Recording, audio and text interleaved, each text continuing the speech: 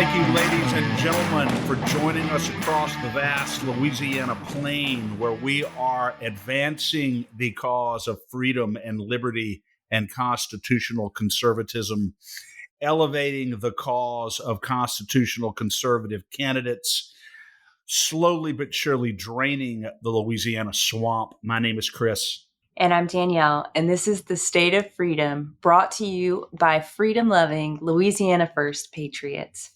Well, hello, State of Freedom warriors. We are so grateful for you. We're so honored that you would have us with you for part of your day. We're only here because of your encouragement, your friendship, your prayers, and your financial support. If you're looking for a way to support us, to advertise with us, or to send us feedback, please visit our website at freedomstate.us. We'd love it if you'd help us get the word out and spread the reach of the State of Freedom. If you want to do that, just like the show on whatever platform you listen to it on, subscribe to it, share it. Don't forget we're on YouTube, we're on Rumble, and the links to those are always in the show notes and over on freedomstate.us. Moms for Liberty East Baton Rouge Parish Chapter is dedicated to fighting for the survival of America by unifying, educating, and empowering parents to defend and take back their parental rights at all levels of government. To learn more or to get involved with Moms for Liberty East Baton Rouge, email momsforlibertybatonrouge@gmail.com. That's moms, the number 4, Liberty Baton Rouge @gmail.com. The email address is on the Patriot page of our website, freedomstate.us, and it's in the show notes. Well, today we are, getting closer to the end of session. We're not there yet, but we're still trudging through. We've got plenty of bills to share with you from the last week and the week ahead. We're coming to you yet again late at night. It's 9:18 p.m. right now as we're talking. But before we get into it, let me read the scripture of the day. It is Mark chapter 5, verses 35 and 36. And let me just say, Mark chapter 5 is a miracle-packed chapter. It's the chapter where Jesus cast out the legion of demons of the man and the Gerasenes. He healed the woman with the issue of blood who had been suffering with bleeding for 12 years. And he resurrected the 12-year-old daughter of Jairus, who was a Jewish temple official. And the scripture that we're going to read picks up right when the people come to tell Jairus and Jesus that that Jairus' daughter, the little girl, had died. And it says, and before he had finished speaking, meaning Jesus, people arrived from Jairus' house and pushed through the crowd to give Jairus the news. There's no need to trouble the master any longer. Your daughter has died. But Jesus refused to listen to what they were told and said to the Jewish official, don't yield to fear. All you need to do is keep on believing. So after this, Jesus went on to Jairus' home. He kicked all the people out of Jairus' house who were causing chaos, who were mourning, who were not in faith. And he only took with him to the little girl's room Jairus and his wife, Peter, James, and John. And he raised that little girl from the dead. And this gives us a powerful example of what we are to do when all hope seems lost. In those moments when we feel just at our lowest, we are supposed to refuse to yield to fear and keep on believing that the Lord will come through for us. Whether it's something as big as the condition of world affairs and the total degradation of culture and society, or it's something as personal as your finances or a family member's spiritual, mental, or physical health, the instruction from Jesus is clear. Don't yield to fear. All you need to do is keep on believing. Danielle, I have a 11-year-old son whom you know, Jenin. And as you were talking about Jairus and his 12-year-old daughter, I was thinking if I were alive at the time of Jesus and Jenin had died and he was at my house and, all indications were he's gone. He's gone. What would my attitude be if there was really an itinerant preacher walking around who was claiming to be able to heal people, claiming to be able to drive out demons, claiming to be able to do all manner of things, even control the weather. And let's say I had never personally experienced any of it, never observed it. But this is a man who was coming to my house supposedly to essentially raise my son from the dead. I wonder what my attitude would be. I wonder if I would have the faith to believe that he could do that in that moment, but he did it. But I'm just putting myself in that scene thinking, would I be looking on with sort of a curiosity, looking through my heartbreak about, is it even possible for this to happen? My son is dead. And then what would I be like after I had witnessed Jesus do that? I can't even describe. I'm sure that I would spend the rest of my life singing his praises. I'm sure that I would spend the rest of my life committed to spreading the news of his power and of his divinity to everyone I ever met and ever saw. But Jesus asks most of us in this day and age to believe in him and to believe in his power, even when we have not personally witnessed such an incredible miracle. He told Thomas, you believe because you have seen. Blessed are the many who have not seen, but still believe. And so Jesus is calling us to believe in him, even when we perhaps have not witnessed such an obvious miracle. And yet he gives us things on a daily basis that sustain us, that are little miracles in their own right, that continue to invite us to deepen our faith in him. Like I said, even if we don't experience the great miracles all the time, which we don't, quite frankly, he still opens his heart to us. He still wants to reveal himself to us in a way that really is almost as powerful if we really open our hearts and allow him to touch us deep within our soul. Yeah. And I love what you said, Chris. And I think, there are all those miracles that we won't even know about until we get to the other side, until we get to heaven, because they've been protective miracles. Wow. So true. And I think also about the fact, I really do believe we're moving into a time where we will start really witnessing wild, outlandish miracles that we haven't seen probably in our generation or for some generations now. So I don't know. Keep an eye out. I really do believe that's coming. Yeah, and I think you could be right. I wouldn't be surprised. I think Jesus is on the verge of showing himself in a very powerful way. I think he's already begun to do so, quite frankly, Danielle. I really do. I do too. Yeah. I do too. Well, speaking Awesome. of miracles on a much smaller scale, it looks like the cockroach, Danielle, may be dead. Yeah, Chris, this was a miracle. So if we're going to talk about what happened last week, folks, there were some really big moves on the House floor last week. And this one, to me, it wasn't looking so good going into the debate. I was pretty nervous about this. We had seen it pretty much sail through all of the committees, sail through the Senate, and yet it failed. So this bill was SB 98, Senator McMath's bill, the cockroach, that would have criminalized handheld cell phone use while driving, in a total affront to liberty, personal responsibility, and sanity. But against all odds, it failed on the House floor after a fantastic speech by Mike Bayham. Absolutely fantastic speech. And the vote after his speech was an astounding 21 for, 21 ayes, and 72 nays, which just, honestly, it blew me away.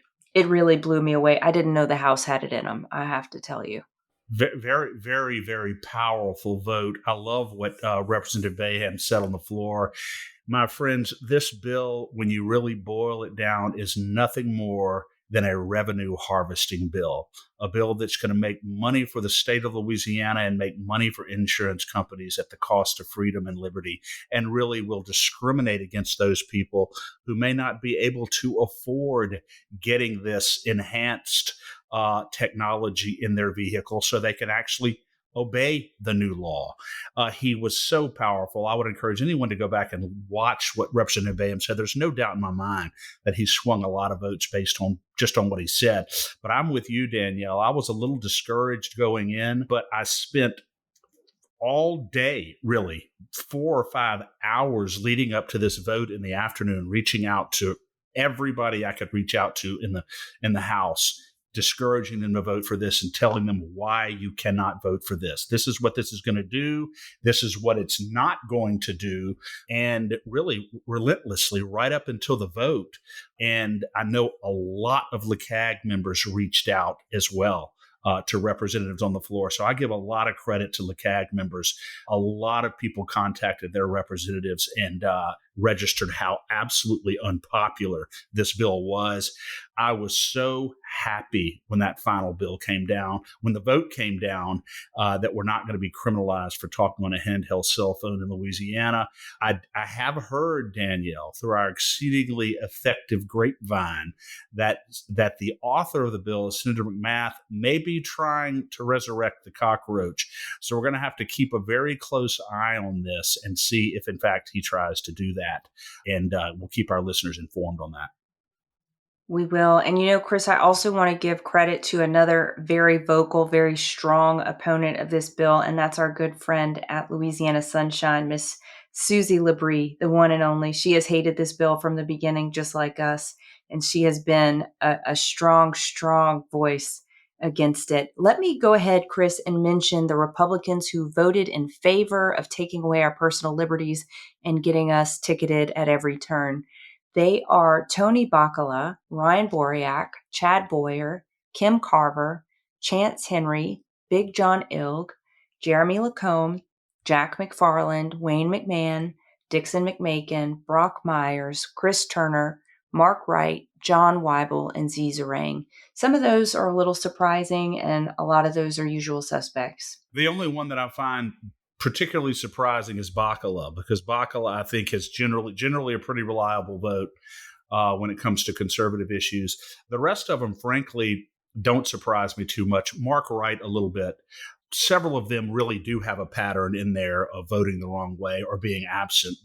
Lacombe clearly is no surprise on it. Yeah, Big John Ilg. Big John Ilg is another one who seems to be on the wrong side too often. But I'm very happy that the vast majority of Republicans rightly voted against this monstrosity.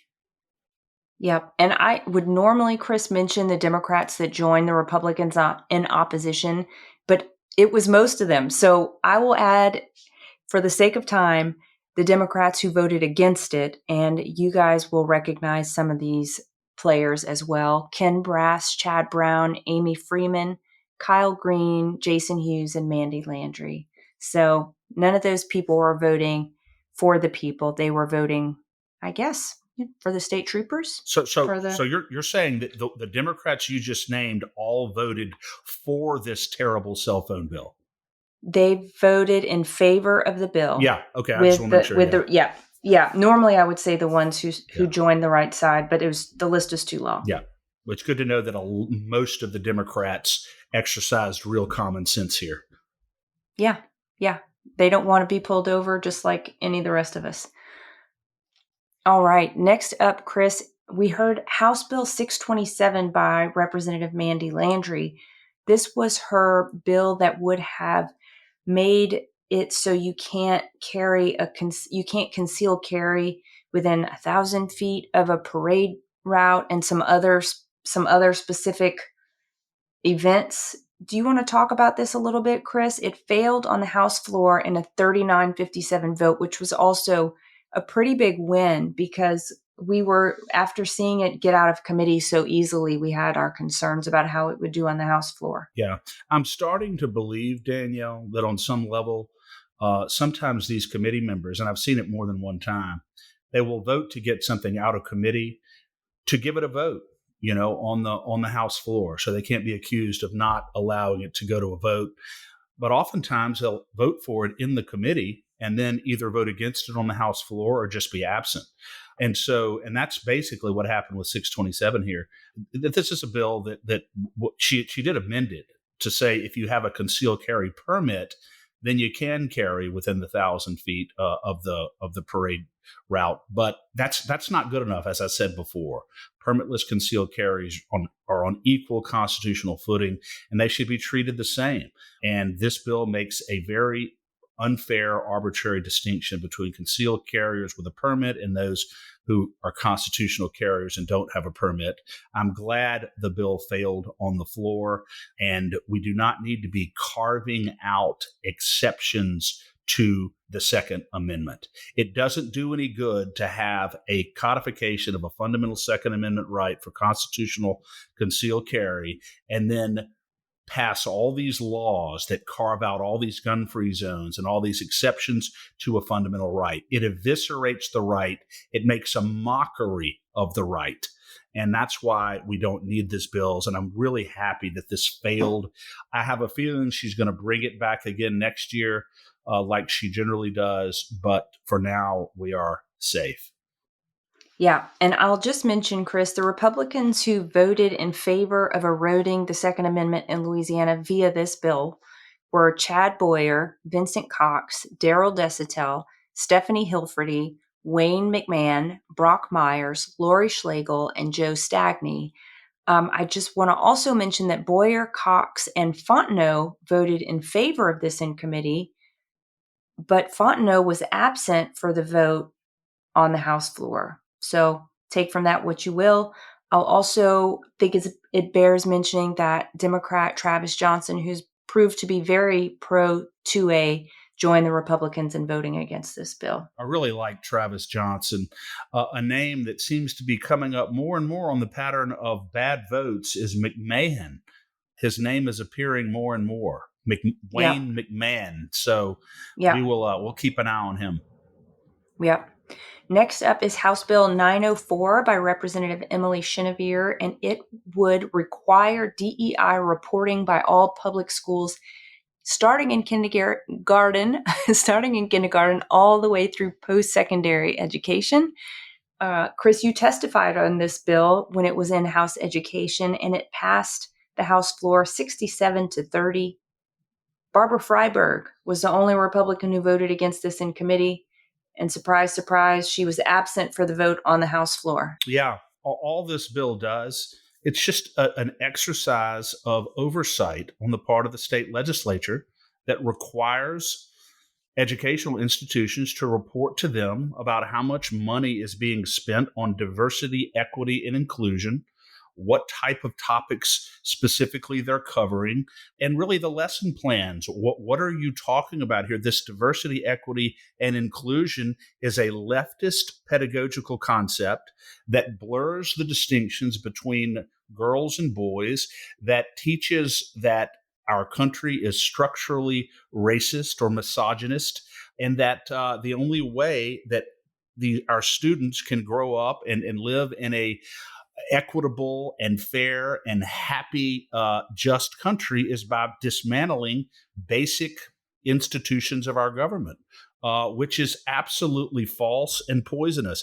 And our legislature wants to know the extent to which our educational institutions are teaching this and how much of our money is going to it. And they have every right in their oversight authority to make that demand. And I'm glad that they are doing it. And I applaud Emily Chenevert for bringing the legislation. I'm glad that I'm not going to have to sit through once again all of the questions that were asked her on the House floor that were so utterly ridiculous that I wouldn't punish anybody with having to go back and listen to these questions on the House floor. This is just this is a fabulous bill, and there should be no controversy about whether or not our legislature has a right to know how much of our tax dollars are going to these programs. Yeah. So hopefully it fares well when it goes over to the Senate, but that passed on a party line vote. Okay, next up is Senate Bill 152 by Senator Miguez. This just provided for some fixes to the civil liability for concealed carry, but we were trying to get an amendment on it, but we were unsuccessful in getting that amendment, We Chris. were trying to get an amendment on there, and we reached out to the top policy directors in Governor Landry's office trying to get an amendment to put permitless carriers on equal statutory footing with people who have a concealed carry permit, to give them the same liability protections that permitted carriers have, which is the whole purpose of passing constitutional carry in the criminal session. But we were unable to get the amendment on there, unfortunately. But we are absolutely not giving up on this, because we think it's very, very unfair to treat constitutional carriers any differently than you treat carriers who have a government issued permit with regard to liability. So we have another avenue that we're approaching that we'll be able to talk about in more detail on a future show. But we are absolutely determined to make sure that our law does not arbitrarily discriminate against constitutional carriers who do not want a government issued permit but are law abiding citizens, do not want to be on a government database, do not want the government to have any idea how many guns they own, whether they own a gun, where they're going with their gun, or anything else, because it's none of the government's business. And they shouldn't be penalized by having less liability protections than a concealed carrier with a permit. It is a huge problem right now, and we are going to get it fixed one way or the other. Well said, Chris. Yeah, we're pretty determined on this one. So I'm hoping that our next avenue will be successful. Yeah. All right. Next up is House Bill 87 by Representative Michael Echols. This one is about liability related to COVID-19 vaccines. Chris, do you want to talk about that bill for a second? Absolutely. This was a bill that would have prohibited any employer in Louisiana, public or private employer, from mandating the COVID shot on any employee, public or private. And if they did that or tried to do that, then there would be very significant administrative penalties from the state on any of those employers who tried to do that, to mandate that COVID shot ever again.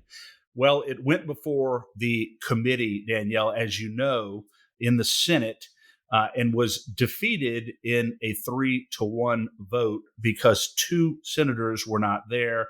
Beth Mizell was presenting a bill in another room, and Rick Edmonds was absent. I don't know where he was. If both of them had been there and they had both voted, that would have made it 3-3. And then Senator Miller, Gregory Miller, would have cast the deciding vote to get it out of committee in a 4-3 vote. But it failed 3-1, really due to the absence of Republicans. But Chris, I have to ask, how did this even come up for a vote whenever the chair could see clearly that the Republicans are not in committee? Well, I think that Representative Echols probably should have voluntarily deferred the bill. I mean, Senator Miller, I don't know that he has I guess he does have the power as chairman to prevent a vote, I guess, if he wanted to in committee. But if the author of the bill is moving it forward, Doesn't. Yeah. and he does not voluntarily defer it, I guess the role of the chairman is to let it go forward and let the chips fall where they may.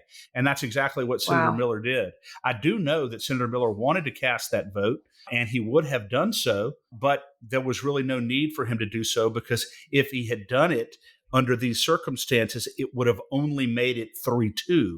They still would have lost because Edmonds and Mizell were out of the room. So the bill was defeated in committee. And again, I mean, people looking at this type of legislation, Danielle, in our state from afar, looking at a 2/3 majority in the Senate, saying, how could this fail? How could a bill like this fail after all we've been through with COVID, after all of the damage that this has caused, this vaccine has caused? It just blows, it would blow their minds that this would fail, but it did. It did. But hope springs eternal, Chris. And we have another bill, House Bill 47 by Representative Edmonston, which was a simple vaccine exemption notification bill that got basically massacred by Jessica Doming's amendment a couple weeks back Yes, I on the would House say. floor. And it's I not mean, I even don't know. Yeah, Halloween. exactly. And it was over in Senate Education this past week. They got the Domingue amendment stripped. Praise the Lord. And they were able to, I don't want to say sneak in, but they were able to get the language from Representative Eccles' bill added to this bill. I don't know who did it. I know who did it. I don't know whose idea it was to do this, but Representative Edmonston attached the substance of Representative Eccles' bill, HB 87, to her bill. And so not only did her bill get through, which requires notice of exemption rights to any parents anytime immunization notices go out to students in school, not only did that get through the committee in the Senate, but Eccles' bill, which prohibits any mandating of the COVID shot by any employer, his bill got attached as an amendment to Edmonston's bill, and it got through. So thrilled to death. You know, you lose one day and you come back and you win the next. So beautiful. What a beautiful outcome on That's that. right. It's so beautiful. Yes, it is. So the next stop and the last stop for that bill will be on the Senate floor. So we're looking forward to that. It hasn't been scheduled yet for vote. Next up is House Bill 908 by Representative Amade. It prohibits discrimination against students on the basis of their vaccine status. This one passed Senate Education, and it too will be heading for a final vote on the Senate floor that hasn't been scheduled yet. Yeah. And Danielle, you know, it's interesting that we used to say that the Senate is a place where good legislation often goes to die. I would say that the Senate has been significantly reconstituted, and I think we've seen enough in recent sessions to be able to say that the Senate is not the same place it was when Fred Mills was in there in 2023, and others were in there. The Senate has been much more conservative. We've had great conservative leadership in the Senate, and I think this HB 908 from Amade, which simply will prohibit any student in any school from being discriminated against simply because they chose to assert their exemption rights against a vaccine. They can't be discriminated against in extracurricular activities, in where they're seated, or anything else. They have to be treated exactly the same way as anybody who's undergone vaccines. And I think in our schools, because of the discrimination that we've seen in the past in schools with regard to kids who have not been vaccinated, we need this bill, as you said, headed to the Senate floor. And I'm pretty confident that this is going to get through there and get to the governor's desk.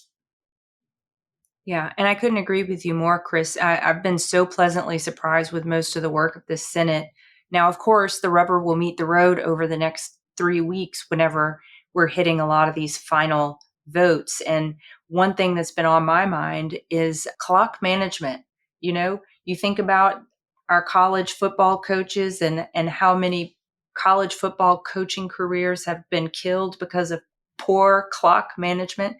And I think that's what we're going to be down to in the Senate leadership and the House leadership. How will they manage the clock on these long, long list of bills? So that's for them to handle. But we are watching. We are watching. And we are watching, Danielle. And that's such a great point you make. Clock management, and even more specifically, whether or not it appears as though some of these good bills are simply being allowed to die without a vote. I recall one of Kathy Edmonston's bills from last year, or no, maybe it was 2 years ago, when Clay Schexnayder was the leader in the House, and also Paige Cortez over in the Senate, just allowing very good legislation just down the vine by not calling it for a vote. And we are going to be keeping a very, very close eye on those things. You can defeat a good bill in more than one way: by voting against it or by simply letting it down the vine. And either way, it's dead. So we have to keep a close eye on both of those scenarios. Yeah, agreed. Agreed. And we will. And we are. All right. Next up, in the theme of more wins, which I love that theme. It's my favorite theme. The only person who likes that theme more than me is your wife, Katie. She loves that theme the most of anyone. Oh, My does sister she Amanda is ever? also a big fan of winning. Anyway, 4 abortion bills came up this past week, and they all failed. They failed in straight party line votes. They were House Bill 56 by Representative Newell, 63 by Newell, 164 by Boyd, and 293 by Freeman. They all failed in House Criminal Justice, and thank goodness for that. Thank goodness for that. And I had the opportunity to testify against a Dr. Hardy who just did such a fine job testifying. And I was able to uh, articulate to the committee that all of these bills, in one way or another, are designed to expand access to abortion in Louisiana with the ultimate goal of returning once again to abortion on demand in Louisiana. These arguments that I heard, almost all of them, are the same arguments for abortion that were being made 40 and 50, 60 years ago when when abortion was severely restricted in the country and they were trying to expand the right, making all the hard arguments, all the hard cases, all the most horrific scenarios you can imagine. But the one thing they never mentioned, it was amazing to me, of all the people who testified in favor of these abortion bills, not one of them mentioned one time any regard for the unborn child, ever. They did not say one thing about trying ever to protect an unborn child. It was always the worst cases you can imagine, for the mother. And, there's just the terrible scenarios you can imagine. Rape and incest, which I would like to shoot anybody who ever committed that against a woman, anything like that. But there was just never any consideration on their part for the unborn child, whether we're dealing with an unborn child, and do you care about the fact that this abortion involves the taking of a human life? No, they don't care. I don't think they care. And the reason why they don't ever mention the unborn is really because their ultimate goal is elective abortion on demand in Louisiana. And this is just one incremental step, these bills. And that's why I'm so happy that the committee saw through the nonsense and voted against these bills. It's amazing, Chris, what you said just sets out in pretty stark contrast, right? These people get up there to testify and they're talking with such compassion and heartbreak for the one person and in such callous and cold terms about a baby who has no ability to defend or speak for themselves. It's heartbreaking. Exactly. And, I got into an exchange with Representative Knox in there. I was very, very respectful, but Representative Knox was very emphatically supportive of all of these bills. And I was trying to explain my position on it. And, he was talking over me. And the committee chairman, Debbie Villio, did a wonderful job of sort of reining him in and allowing me an opportunity to speak. And I like Representative Knox as a person, but he was, I just think he's dead wrong on these bills and on these issues. And so, and one thing I'll tell you, Danielle, they're coming back again next year. They come back every single year. They're trying to do this. And I hope that they have a conversion of heart and recognize, you know what, there are other ways to provide healing and therapy for women who are in very difficult situations rather than advocate for the killing of their unborn children. I don't believe that that is a solution to the problem. I don't believe it is either. And if SB 98 is the cockroach bill, then all of these abortion bills are the termite swarm, the spring termite swarm. That's what it is. Absolutely. So Well disgusting. stated. It So is. absolutely disgusting. All right. Well, switching gears completely. Next up is House Bill 111 by Mike Bayham, and he's trying to create term limits for the governor by means of a constitutional amendment. Chris, I saw that he had voluntarily deferred this bill in House and Governmental Affairs. I reached out to him and he said he ultimately decided to do that, and he's not going to bring the bill back this session because of opposition to it related to the convention. So there's just people who say, you know what, we're going into a convention to amend the Constitution. Why would you be bringing amendments that add to the Constitution in that time period? Or that would kind of muddy the water, since the votes on the amendment will happen after the convention. So it is what it is. I can respect that. I do think that he should bring it during the convention, though. Well, I think he should bring it during the convention too, and we'll see what happens. I don't really agree with Representative Bayham that this muddies the water at all. It's a very straightforward amendment, and it would simply go to the people to allow them to vote on whether or not the governor should be limited to 2 total terms in office. It's a very simple amendment. I don't think it muddies anything, but I think Representative Bayham was probably asked to pull it back. And I think he agreed to do that. And look, Representative Bayham is a good rep. I think he's doing a good job for the most part. I just don't agree with him on this. But we can certainly encourage him and other representatives to try to get it in to the Constitution in conjunction with the convention coming up. Yeah, agreed. Next up is the Constitutional Convention, or the convention to amend the state constitution. Yes, That's Dave. House Bill. Yes, Mr. Dave Landry. Dave, you're listening. You're listening. We know you're listening, and we will honor your preference on this. We will. House Bill 800 by Representative Bo Beaulieu. We hope to be hearing from him this week on the show. He'll hopefully give us an outline of what's going to take place with this convention and how we can expect things to shake out. But his bill is continuing to advance. It passed the House 75-27.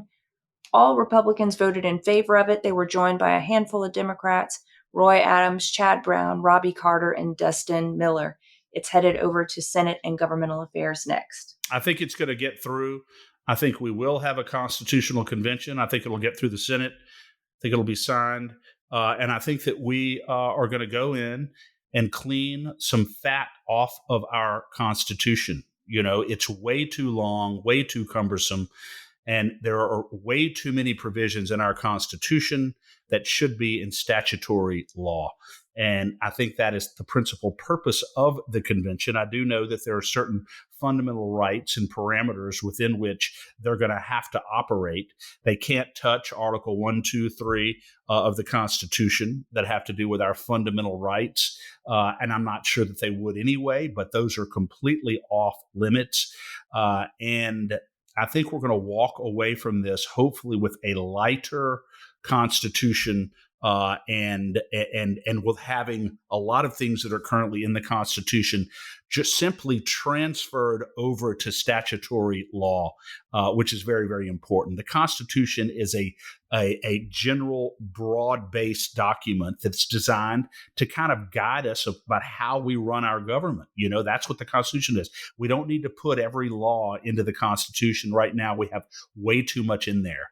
And so I hope that the Constitution is about 80 pounds lighter once this convention's over.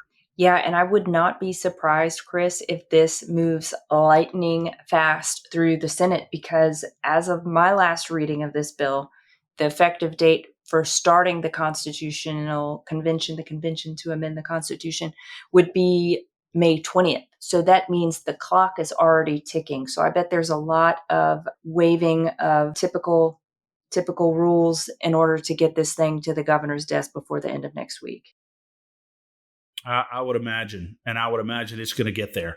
No question about it. And we're going to be following the convention very, very closely.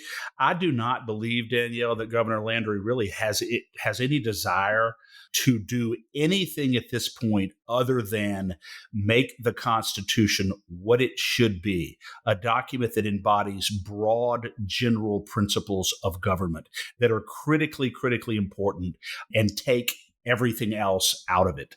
And I think that's what's going to happen, hopefully. Yeah. And one thing that's been rising to the top of the conversations about this convention is the hamstringing that our Constitution has done to the legislature when it comes to places that they're allowed to cut the budget, right? I mean, the budget can only be amended by the Constitution allows the budget to only be amended when it comes to education and healthcare, which is basically meant for an exploding and mushrooming budget because there's not been an ability to cut in useful, meaningful ways. And as we know, cutting healthcare and education are continually politically untenable positions. So I'm hopeful that this allows for some right sizing of the budget as well. Absolutely. And Representative Boyer made that point very, very persuasively on the floor when he was arguing for HB 800. Just gives the legislature so much more flexibility in terms of fiscal restraint than we currently have. Yeah. Awesome. Okay, next up, House Bill 357 by Representative Amade. This is her bill that would prohibit CBDC, central bank digital currency, as a deposit account. It was passed through the Senate Commerce Committee, and it is next, I guess its final stop will be Senate floor, but on a date to be determined. Right. No central bank digital currency if this bill passes. No central bank digital currency can be included within the meaning or definition of a deposit account in any bank in Louisiana. This is a surgical strike at the nefarious central bank digital currency, which you and I have talked about on the show so many times that everybody is bound to be familiar with it. A concept being pushed by the Biden administration, trying to encourage Congress to adopt it as a standard of currency for the country as a whole. This bill must pass, must get through, and must be signed by the governor.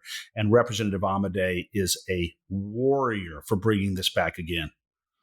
Yeah, she is. She absolutely is. Next up, Chris, is House Bill 114 by Representative Les Farnham. This is his bill that would provide for a supplemental annual canvass of registered voters. It got out of Senate and Governmental Affairs with an amendment that would make the effective date, the original effective date, which was March 31st, 2025. What the heck is going on with this? So we work very, very hard to get an amendment on the bill making the effective date of the supplemental annual canvass of registered voters in Louisiana. We have hundreds and hundreds of thousands of people registered on Louisiana's voter rolls who do not belong there, either because they're dead or because they've moved out of state. Either way, it's a recipe for fraud in our voter system. So HB 114 is a very good bill that will require an annual supplemental canvass of all registered voters in Louisiana. The amendment to the bill said, no, this is not going to become effective in March of 2025. It's going to become effective on signature of the governor. We don't have till March of 2025, and we shouldn't be waiting that long to implement the provisions of this bill. So we got that put on there, and then come to find out that it gets to the floor and the March 2025, it was actually in Senate committee, March 2020, in committee, he puts it right back on there saying that this is going to begin to be implemented in March of 2025. So now we have to fight to get that back off of there again. I don't understand why. And I believe, Danielle, as we alluded to earlier, that the Secretary of State is behind this. She wants this to be delayed and implemented in March of 2025. Why would the Secretary of State not want to commence this process immediately in light of the problem that we have on our voter rolls in Louisiana? What would be the reason for delaying this? Well, I have a lot of thoughts about this bill, as you know. My first point that I just want to pull out is that if you watch the committee hearing, it's actually Les Farnham who puts the effective date back to March 31st, 2025. So it's not like some rogue actor came in from the Senate Governmental Affairs Committee and said, you know what, I think we ought to push this back, or that it was a planted amendment. He put it on his own bill, which just shocks me. And then beyond that, Kyle Ardwin, the former Secretary of State, was sitting right behind him during that committee hearing. And he said in the committee hearing, while Kyle was sitting behind him, that when he originally saw that there was a problem that needed to be addressed about bloated voter rolls because they weren't really getting cleaned enough, he brought it to Kyle Ardwin, who was the Secretary of State at the time, and it was Kyle who recommended this as a solution. Well, guess what? If Kyle had been doing his job cleaning the voter rolls, he wouldn't have needed to propose this as a solution. He had the solution in his very own hands, and here we are 5 years later. No fix. Yeah, no fix. And I think I'm done. Yeah. And Danielle, I think Nancy Landry was sitting right next to the current Secretary of State. She testified. Yeah, she testified for it. But I want to know why they want to wait until March of 2025. We have a problem right now. Let's get it done. Let's move forward. Let's clean our voter rolls in Louisiana. I don't want to wait another year to do this. Louisiana citizens deserve better than this. I'd also like to mention that no one's asking Nancy Landry to go door to door and conduct the annual canvass herself. I think that this is something that they've provided for in the Appropriations Committee. They're very willing to hire people to go door to door and to make phone calls to check out and see if people really are who they say they are. Do they live where the Registrar of Voters has them last listed? Yeah, it's not Nancy going door to door for this, so I don't understand why she needs to wait till May 31st, 2025. I don't either. But we know one thing. She's not treating this with the urgency that it demands. And we're going to move forward and do everything we can to strip this amendment off of there and get this or move this start date off and put an amendment back on there that makes it effective on signature of the governor. We have to do it. Yeah. Yep. So, like I said, it's pending final floor passage in the Senate, but that has not yet been scheduled. So we have potentially a little bit of time on that. Okay. Next up, a handful actually of voting related bills. The next one rather, is Senate Bill 420 by Senator Valerie Hodges, who we just had on the show, and it creates the crime of election fraud or forgery. It was reported favorably from House Criminal Justice. It was a 6-1 vote, with Democrat Roy Adams joining the Republicans in favor of this bill. And the next step for her bill is final vote on the House floor. That's not scheduled yet. Not scheduled yet, but people who come into our country, or even if they're already here, and they go and try to register to vote or to vote by presenting false information, either about their immigration status or anything that has to do with their eligibility to vote, that's a crime now. And they can do up to 2 years in prison on a first offense and up to 5 years in prison on a second and subsequent offense. Don't lie when you go in to try to register to vote about who you are, or from this point forward, it's a crime for which you can be arrested and prosecuted. And it is absolutely a timely bill in light of what we're seeing at our borders. And don't think for a second that leftists like George Soros and other multi-billionaires out there are not going to be cajoling and subsidizing and paying and encouraging illegals to try to get to the polls under false pretenses and register to vote. If you don't think that's coming, I've got some oceanfront property in the desert I'd like to sell you, because it is coming, and it's going to be coming here soon. And that's why this bill is so important. And Chris, remind me, is this just is the crime just related to registration, or does it actually also go for if someone's trying to fraudulently cast a ballot? I think it has to do with anything that is related to the effort to register to vote or to vote is considered election fraud and forgery. It's fraud, and you can be prosecuted for it. Yeah. Awesome. Okay.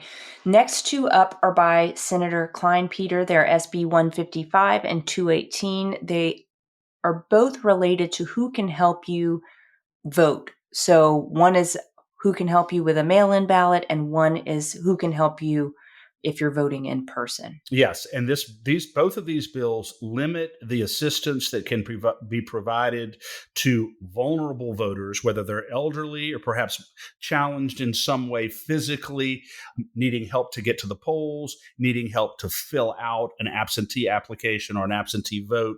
This simply limits to family members, those who are able to help these vulnerable voters. And the purpose of both of these bills is to restrict access by these third-party groups, activist groups, for being able to go in and prey upon these vulnerable voters to get them to register as they want them to vote and or to vote how they want them to vote. It is protecting vulnerable voters from activist third-party groups, and it's a very, very good bill. It limits this assistance to immediate family members. Yep. And Chris, on the one where there's in-person voting, I also took a look. There was amendment put on it in House and Governmental Affairs. Basically, super simple, straightforward amendment that says that if you are an election official, you can help people who are struggling that need help voting in person, but they don't count as a third-party activist, right? So I think that's perfectly fine. Actually, the mail-in ballot one passed in a unanimous bipartisan vote in House and Governmental Affairs. And then the in-person one passed along party lines, but both of those are pending final House passage.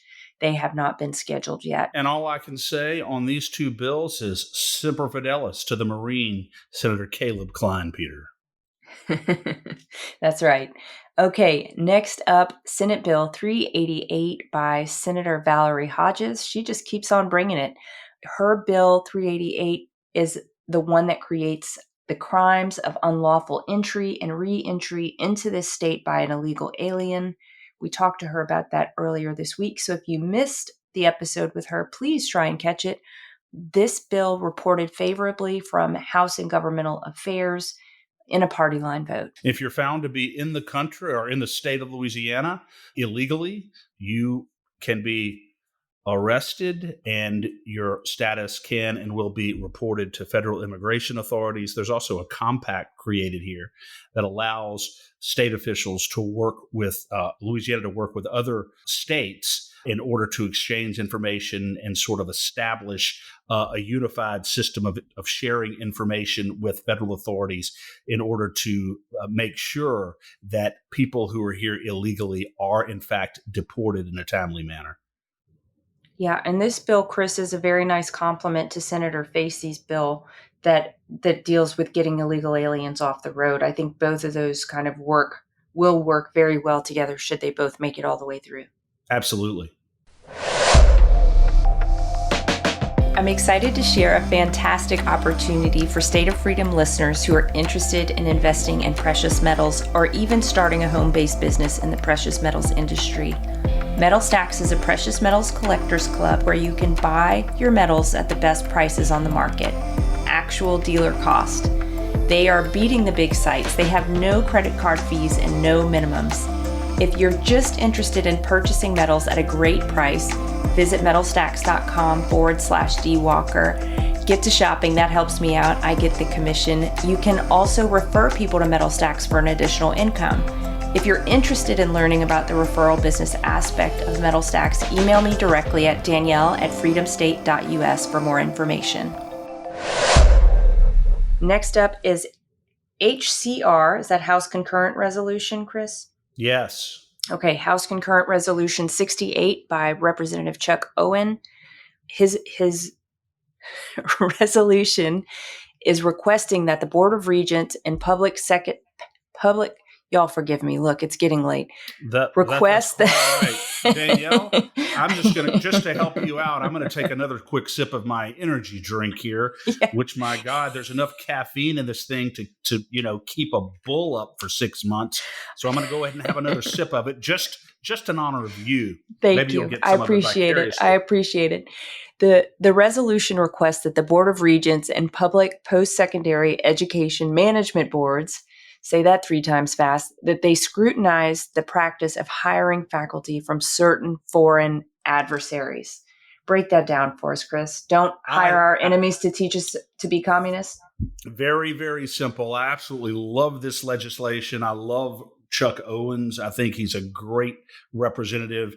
We have foreign enemies right now, Danielle, who are trying day and night to come up with new and different ways to dismantle our infrastructure. And I can assure you that that includes dismantling our education infrastructure.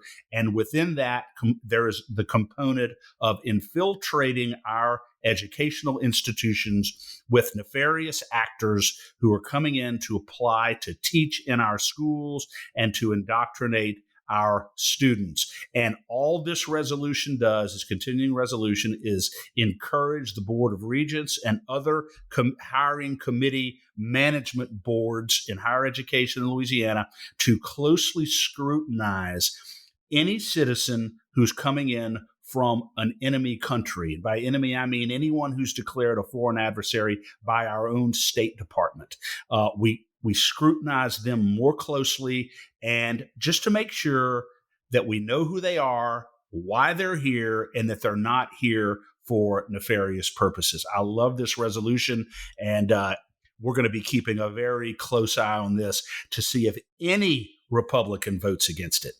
Yeah, and Representative Chuck Owen is bringing a lot of great resolutions this session. We'll be getting to a couple more of those shortly, but before we do, last bill on what happened last week recap, and that is House Bill 461 by Representative Jackson, and it's a stinker. It's a big stinker, according to myself.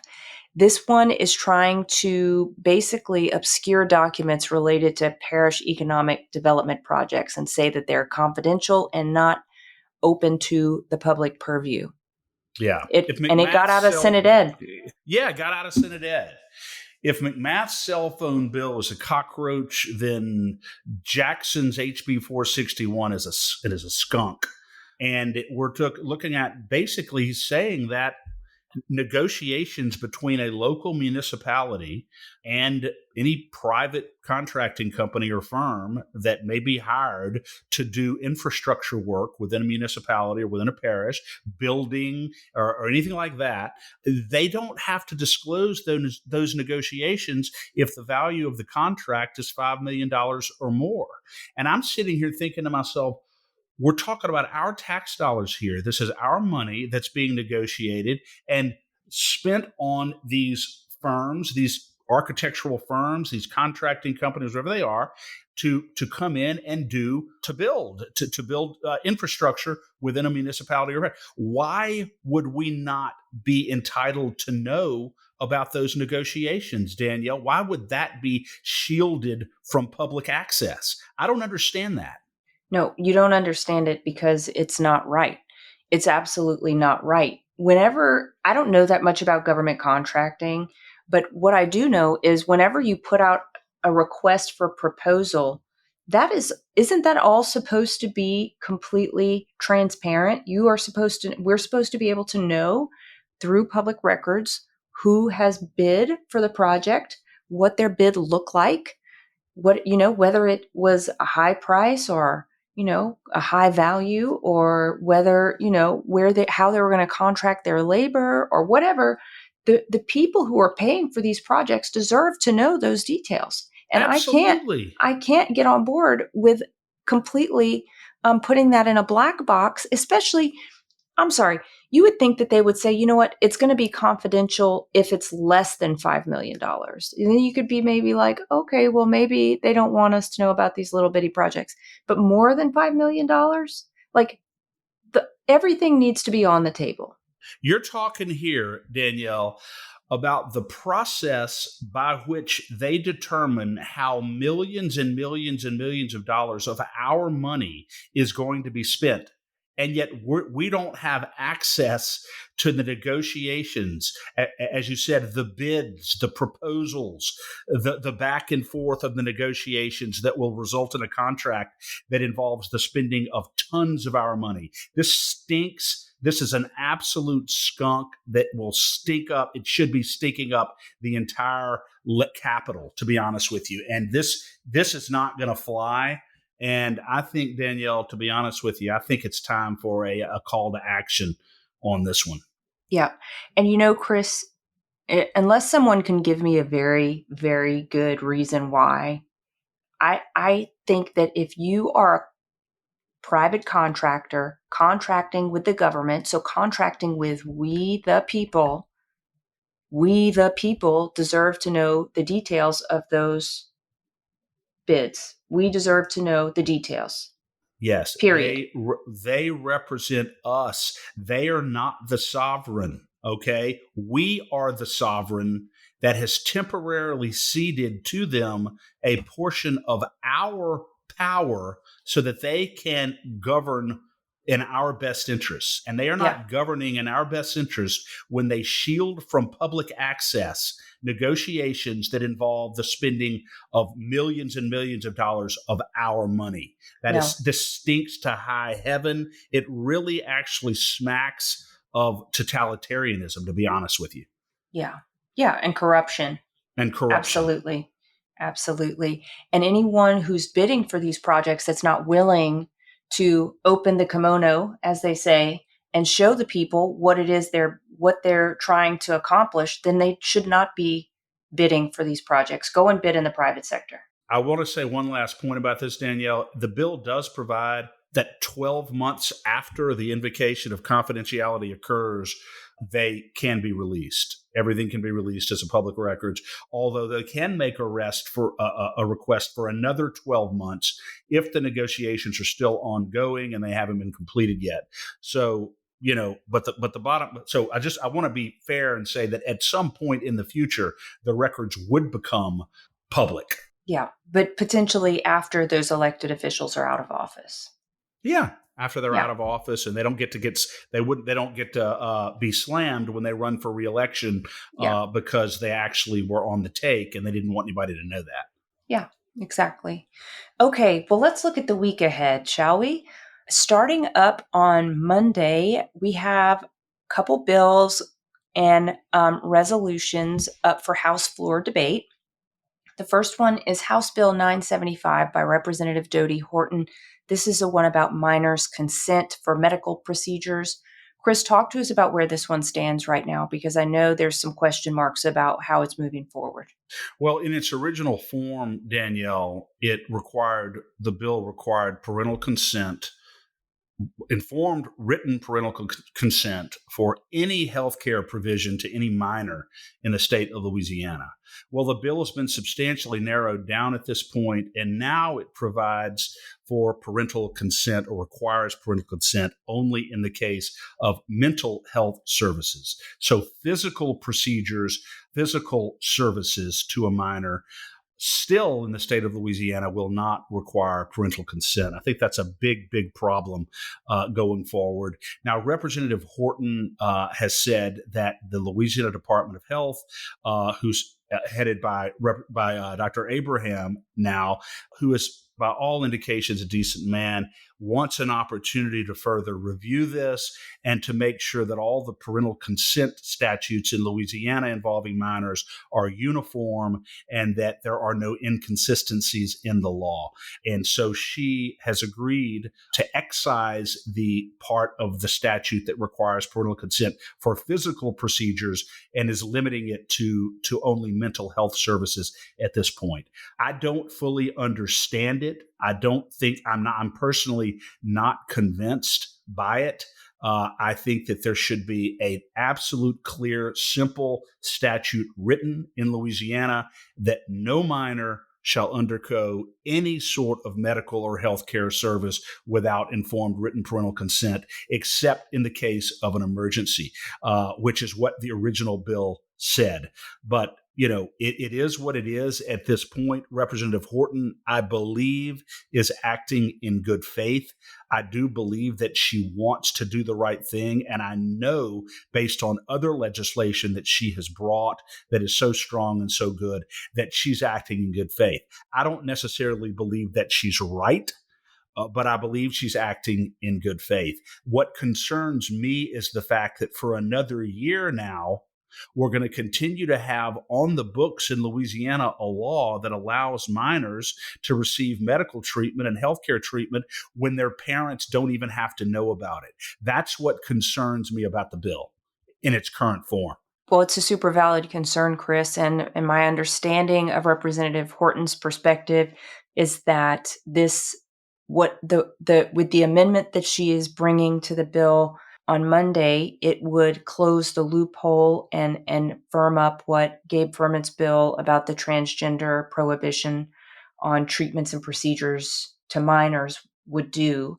So I can appreciate that. But just as you said, the parents need to be in the driver's seat when it comes to medical decisions for their children. Children do not need to be in the driver's seat of a car. They don't need to be in a driver's seat of making their own medical decisions Yeah. either. So at least with regard to the mental health part of this. So in Louisiana now, we know, Danielle, that because of Gabe Furman, House Bill 648 last year, minor, surgical transgender procedures and puberty blockers and genital mutilation and all that is illegal for minors in the state of Louisiana. We know that clear. But at this point, because of this bill, counselors and doctors will not even be able to initiate conversation with a minor about this type of procedure or sexual transitioning and transgender and all that. So basically, it's all off limits at this point insofar. And I do believe that she was trying to fully round out Representative Furman's bill from last year. But still, I'm concerned why it would be controversial in the state of Louisiana to categorically prohibit any kind of medical or healthcare procedure on any minor when their parents don't know about it. It seems like a no-brainer to me. And again, I think Representative Horton is acting in good faith here. I think she's doing what LDH has asked her to do, but I'm going to seek an explanation from LDH as to what specifically is the concern about this, because frankly, right now, I'm not very satisfied with the explanation. Yeah, great. Well, report back after you talk to them, please. Okay, next up is... You don't have to worry about that, right? I do. I'll still remind you, though.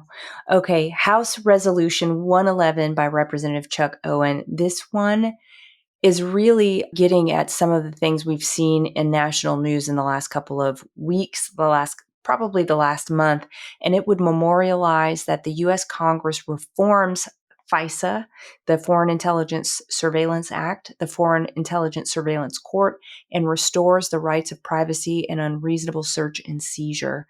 I mean, thank you, Representative Owen. Chuck Owen strikes again.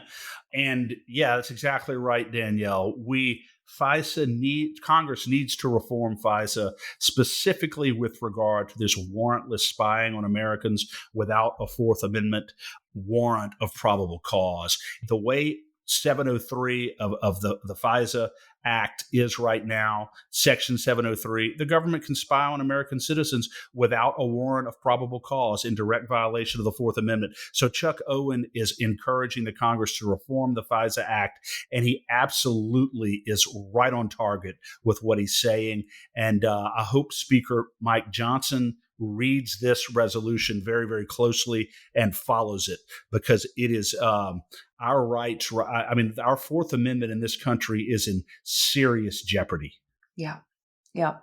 So thank you to Representative Chuck Owen. And his next resolution is directed back at the state of Louisiana, and it requests that our State House Select Committee on Homeland Security reviews state government actions during the COVID-19 pandemic and post-pandemic period, and ask them to make recommendations to improve the government's response to future health emergencies.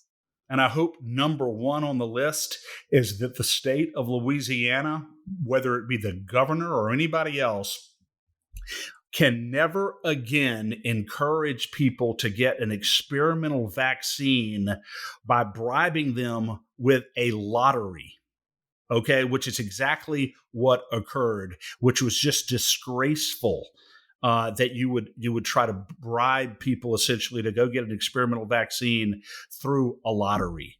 It's blew my mind. But that is, I guarantee you, one of the actions that was taken that needs to be addressed, and that can never happen again. And how about also this coercive effort on the part of LDH to put the experimental COVID vaccine on the list of required immunizations for school students after they found out and learned that 99.999% of students throughout Louisiana are in no manner threatened by COVID and don't need an experimental vaccine, yet they're still pressuring them. That is another thing that our government did that should never be repeated. So I'm very happy that Representative Owen is asking the House Select Committee to go back and look at all the things that were done by our government during COVID that caused so much harm, and will discourage those actions from ever being repeated. George Santayana, the great Italian philosopher, Danielle, said, "Those who fail to heed the lessons of history are destined to repeat them." And we do not need to be repeating those mistakes. No, and if Representative Owen has anything to do with it, we will not be repeating those mistakes, because when I spoke with him the end of last week, he said, "I will not forget. I have not forgotten. I will not forget." And he's like a dog with a bone on this, and I'm so grateful because so many people have just said, "You know what? It's time to pick up and move on and just, let sleeping dogs lie," or whatever kind of statement you want to make about it. The truth is, plenty of people were hurt by this, far more people than we probably even have the ability to know were hurt by this, whether mentally, physically, spiritually, Financially, relationally, financially. Exactly. So I want this 360 review of what our government did, and I want answers. And I want it all on public record. So thank you very much, Representative thank you Owen. very much, Representative Owen. And again, just to repeat, Danielle, when I read this legislation, I'm reminded of, again, George Santayana. Those who fail to heed the lessons of history are destined to repeat. And we can't afford to repeat those mistakes. Our state simply can't take it. Yeah, agreed. Agreed. Well, last up on the House floor for debate on Monday is House Bill 579 by Representative Wayne McMahon. This one is trying to make it so that pharmacists are authorized to dispense HIV pre-exposure and post-exposure prophylaxis. We have been against this bill. We've talked about it, I believe, once before, Chris. And really, it's an issue of liability. It's an issue of being asked to do something when you don't have all the information at your fingertips, right? Yeah. And, Senator Thomas Presley called me a couple of weeks ago and asked me if we had taken a position on this. And frankly, at the time, we didn't even know about the bill. So I want to, I love it when legislators call us and ask us about certain things, because sometimes we're not familiar with the bill because there's so many of them. But we looked at it and we're like, "What is this? This is really, really not good." But Danielle, your parents are both pharmacists, and I know that you talked to your parents about it, and they were skeptical about this. Yeah, they were skeptical about it for a number of reasons, but one of the reasons is the undue liability on pharmacists because they don't have the full medical history of a patient with them. Yeah, And it's not really a clinical setting, right? I mean, a pharmacy is not really a clinical setting. If something is to go wrong, you don't really have all the equipment there. I mean, this bill is not so dissimilar to the one we opposed last year about all of those vaccines being available, pharmacists to give children as young as, I think, as young as 7, yeah, Chris. 7 years old. And, And by the way, it started off as young as 4, but it was amended up to 7. Yes, but in its original and the form, it same was rules 4. applied, right? And the same rules applied exactly, and for the very same reason. Yeah, and both of these are without a prescription from a doctor, so without a doctor's consultation.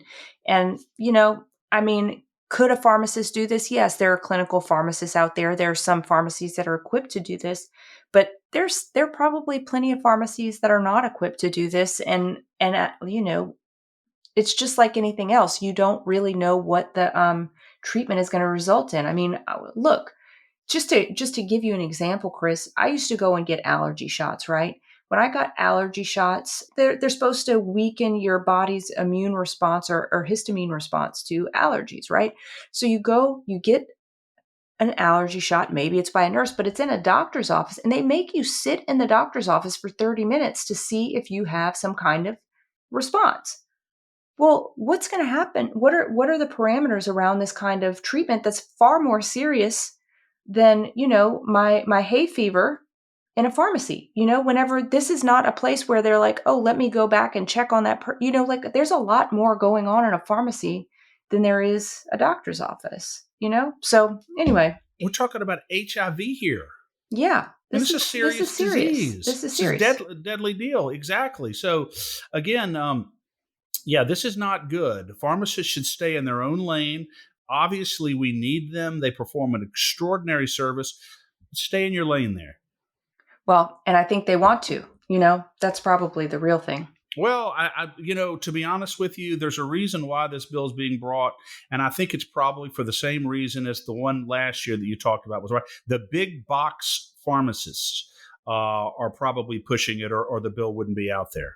Well, perhaps. And probably, independent pharmacies have a hard time making money as well. So it could be coming from either or both directions, but at the end of the day, I'd like to see this one left with the doctors. I do Okay. too. I wouldn't call it necessarily a cockroach, but I probably might be calling it a maybe a what would you call it? An ant? I don't know. Let's leave it alone. Yeah, let's leave it alone. Yeah. Okay. All right. Next up, the Senate floor debate for Monday. First one is House Bill 58 by Representative Bacala. This one is a very elegant anti-squatter bill. So it would get the squatters criminally. It would charge the squatters criminally, Chris, should we have any in the state of Yeah. Louisiana. Is that right? The Louisiana anti-squatter law is what it's called. And, it's really, really cool the way he does this. He simply adds to the crime of simple burglary when you this action when you go in to someone's property and you stay there and you refuse to leave. That's considered an element now, or will be, of simple burglary, which allows the homeowner or the property owner to immediately call the police and have the person arrested and prosecuted for simple burglary. Now, squatting, Danielle, you may know different from me, but I don't know that it's become a big problem in Louisiana yet. But consistent with the theme of preemptive legislation, which I absolutely love, Representative Bacala is bringing this bill in order to prevent that from becoming a problem in Louisiana and having a ready-made statutory solution in place if it does become a problem. So it's a great bill that will keep squatting from becoming the same problem here in Louisiana that apparently it is in other places. Yeah. Yeah. I don't know that it's a huge problem in Louisiana yet. I hope that it does not become one. But I think between this legislation and the legislation being brought by Senator Hodges, by Senator Miguez on the sanctuary policies, by Senator Facey on the traffic stops, we have kind of a nice approach that's going to hit it at a bunch of angles. So I'm really happy to see that our legislators are taking this issue seriously, taking the security of the state and the citizens of the state seriously. Yeah, we Yeah. have some horses. We have some horses that are bringing it this session. Yep, we do. Next up is Senate Bill 482 by Senator Heather Cloud. She came onto the show to talk about this bill a couple weeks back. This is a bill that she's carrying that would provide for some limitations on public record requests related to decisions that are in process, I guess, and some with personal information about the governor and his family. Yeah, I'm not concerned about the governor and his family. I am concerned about the governor and his family. I'm not concerned about records relating to the security of the governor and his family being withheld from public view. I'm not concerned about that. I'm concerned about any records that are really related to official work by an agency on behalf of Louisiana citizens being withheld from public record. Now, there is a Supreme Court recognized deliberative process exception, which allows public officials to be able to deliberate about public policy when they're trying to come up with a policy, and to do so candidly and with complete frankness, without having to worry about their every expression, their every email, their every thought ending up on the cover of a newspaper. often in an effort to embarrass them unfairly. And I understand why those communications would be shielded from public scrutiny. I get that. I understand. We have to have a government that is able to communicate candidly and freely and openly with some relative degree of personal privacy. I get it. On the other hand, we don't want this to be so broad that every preliminary recommendation that is made within the context of deliberation to be shielded from public scrutiny. And right now, Senator Cloud's bill has all preliminary recommendations shielded from public scrutiny. And really, the only thing that the public would be entitled to see would be the final product. So we're asking Senator Shield to amend this bill to allow a broader access to preliminary documents that do form the foundation of the ultimate policy. In other words, recommendations and communications that are consistent with the final product, the final policy decision. And the Supreme Court has made a distinction between that and communications and recommendations that are essentially thrown in the trash can or that are not consistent with the final policy decision. So I'm hoping that she will make an amendment on the floor of the Senate that would allow any opinion or recommendation, even if it's preliminary, but which is consistent with the final policy decision, to be subject to public disclosure. I think that's a fair compromise, and I think that amendment needs to be made. And if it's not, I think this bill is too broad.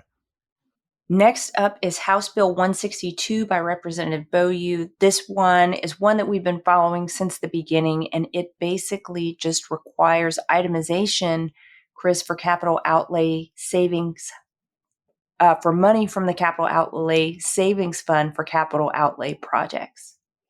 Absolutely. I mean, and I think it's very, very important. This is a great bill. Representative Beaulieu has significant number of good bills this session, but I like this one probably the most because if it passes, the legislature is not going to be able to appropriate, $8 million to Lincoln Parish, and nobody knows where it's going, what it's going to. It's just going to Lincoln Parish for infrastructure or whatever. No, under this bill, if it passes, every appropriation has to be specifically itemized individually. Here's the amount of money, and here is specifically what it's going to.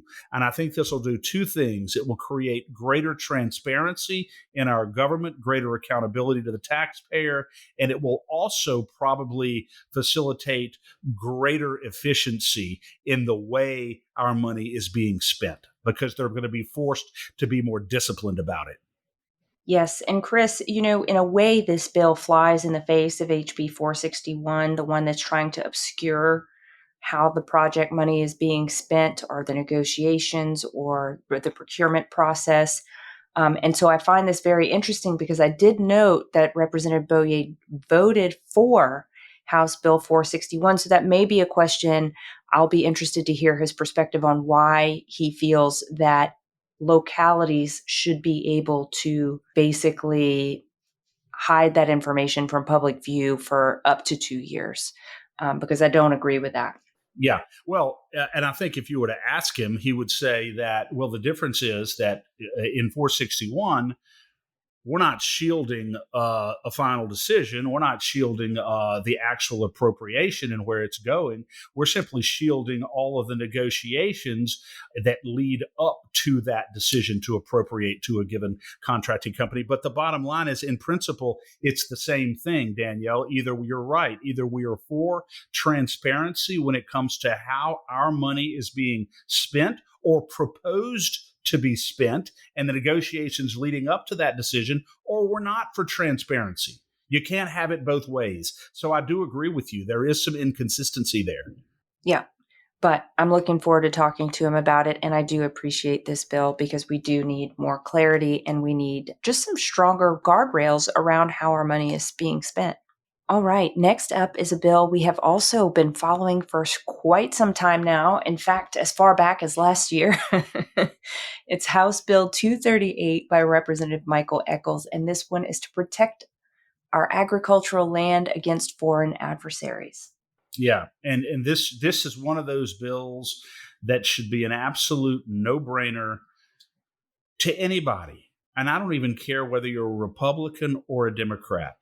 Anybody who can sit, any legislator who can sit and look at me straight in the face and believes that it's a bad idea to specifically prohibit our foreign enemies like China from buying agricultural land in the state of Louisiana, I would like to know who that is who would ever make such a suggestion. This is a no-brainer among no-brainers. And this is one of those, Danielle, again, that we're going to be looking at very, very closely to see if there's any Republican in the House, Senate, anywhere who votes against this bill, because it's critically important.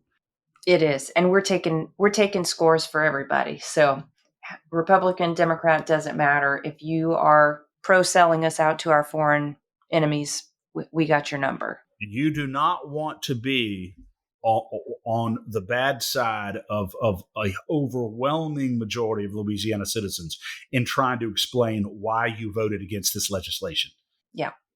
And that one is up for final passage in the Senate. So excited to see that one get through. Very excited to hopefully see the governor sign it pretty quickly. Okay. Two bills up by Representative Guyman, House Bill 492 and 966. These are both related to carbon sequestration. One is eminent domain, and the other is providing for unitization so we can get rid of eminent domain. Collectively, Danielle, these two bills together are going to enhance property owners' rights to avoid expropriation of their property by private corporations for carbon capture sequestration. And it will require 75% of all the landowners in an affected area, that is, in an area that would be subject potentially to carbon capture sequestration, 75% of the landowners in a, quote, unit, as they're called, to agree to allow CCS on their lands. If less than 75% agree, then they can't do it. So obviously this is not eliminating eminent domain for carbon capture, but it is putting up some pretty substantial guardrails against it. Awesome. Yep. Now, the last bill that's up for final passage in the Senate tomorrow that we're following, or Monday rather, that we're following, is House Bill 71 by Representative Dodie Horton. I just love this one so much. It's requiring the display of the 10 Commandments in public schools, Chris, and it is final passage time. And I think this is going to get through. This will be one of those that we're watching very, very closely. It is a very important bill. Kids in school should be able to read the 10 Commandments prominently in their schools. And as we talked about before, Danielle, a lot of these kids, unfortunately, perhaps this may be the only time they ever read anything that's in the Bible is when they're at school. And you never know what kind of an effect this may have on them. Great, great bill. And again, by the way, this is not going to require the expenditure of public money. It simply authorizes public schools to actually it mandates it. It mandates public schools to put up the 10 Commandments, but using money from donors, not using government money. So there's no issue here of church and state. And wasn't there an amendment on the House floor, Danielle, that would have simply authorized the public schools to do this, but it would have taken out the mandate? And I think there were some Republicans who voted for that amendment, but the amendment failed, fortunately. Yeah, it sure did. Maybe we should make this one of the scorecard votes. Yeah, I want to do that. I want to make this a scorecard vote. It's that important. Yeah, let's do that. All right, I'm marking it down now. Okay, on to Tuesday. There's a couple bills. Couple bills on Tuesday that you want to be aware of. The first two are in House Education. The first one is both by Senator Hodges, SB 262 and 294. Her first one expands the Parents' Bill of Rights for public schools. And I just love this so much, Chris. It's very simple. It's very simple.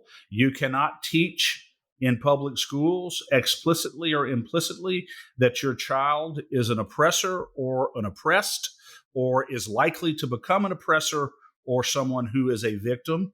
And you also cannot teach that, again, you cannot teach that you are a victim now or will become a victim in the future, or that you're an oppressor now or will become an oppressor in the future. You just can't teach it. We can't poison the minds of our children with these dark and sinister clouds of superiority or inferiority that simply do nothing but create, really, Danielle, it's poison. Division. It is Yeah. pedagogical poison, and it should be prohibited in our schools.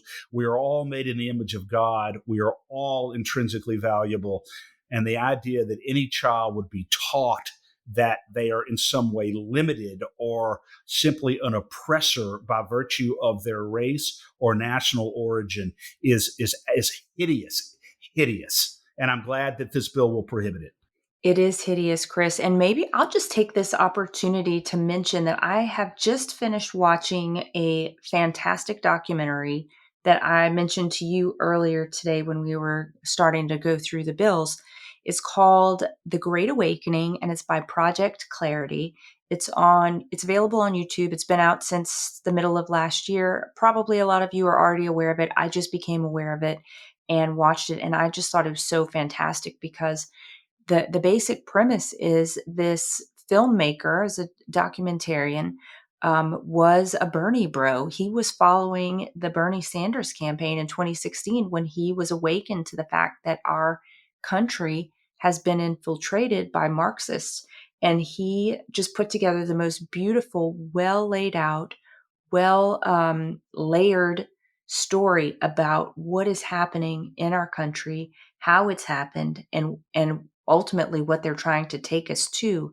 And I just thought the cast of characters they brought in, the people from different worldviews, different backgrounds, different cultures, different professions, different ages, just made such a compelling story and told such a strong story about the importance of remembering that America is a beautiful place and is exceptional for many reasons, but freedom is chief among those, and the freedom of speech, the freedom of thought, the freedom of religion must be truly free for us to continue as a free nation. So I can't recommend that documentary enough. If you watch it and you like it or you have thoughts, just reach out and let us know, because I just thought it was so powerful, and I think it's a great red pill as well if you think it might touch someone who is maybe got their head in the sand a little bit about what's going on in the world around us. If what you're saying is true, Danielle, because I haven't seen it yet, but we're going to watch this as a family, perhaps this should be public required viewing in public schools in Louisiana, high school, college. I think it should be disseminated broadly.